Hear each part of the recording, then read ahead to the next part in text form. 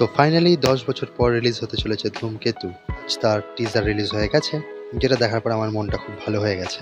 সিনেমাটার ভিজুয়ালস খুব ভালো লাগছে, দারুণ লোকেশনে শুট হয়েছে এবং আমরা বড়বাজারে জেনে এসেছি কৌশিক গাঙ্গুলি বলে এসছেন এর একটা ভালো পারফরমেন্স থাকতে চলেছে এই সিনেমায়, সেটাও আমরা দেখতে পাচ্ছি। একটা সিনে দেব যে আয়নায় তাকিয়ে রিয়াকশন দিচ্ছে সেটা অসাধারণ লাগছে দেখতে।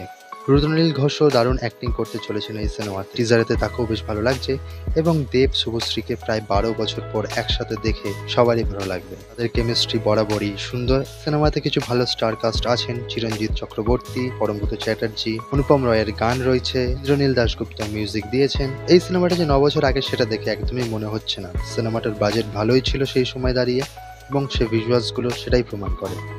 একটা যে ভালো স্টোরি লাইন হতে চলেছে সেটা আমরা আশা রাখতেই পারি। সিনেমাটার স্টোরি লাইন এবং স্ক্রিন প্লে কৌশিক গাঙ্গুলি লিখেছিলেন, তিনি খুব ভালো একজন ডিরেক্টর। আশা করাই যায় যে সিনেমাটা ভালো হতে চলেছে। আপনাদের কিরকম লাগছে টিজারটা অবশ্যই জানাবেন এবং না দেখে থাকলে টিজারটা অবশ্যই দেখুন এবং শেয়ার করে সবাইকে জানিয়ে দিন যে ধূমকেতু দীর্ঘ ৯ বছর পর বড় পর্দায় আসছে। Thanks for watching.